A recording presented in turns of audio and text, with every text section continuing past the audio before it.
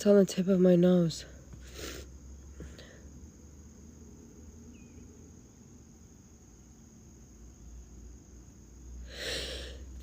You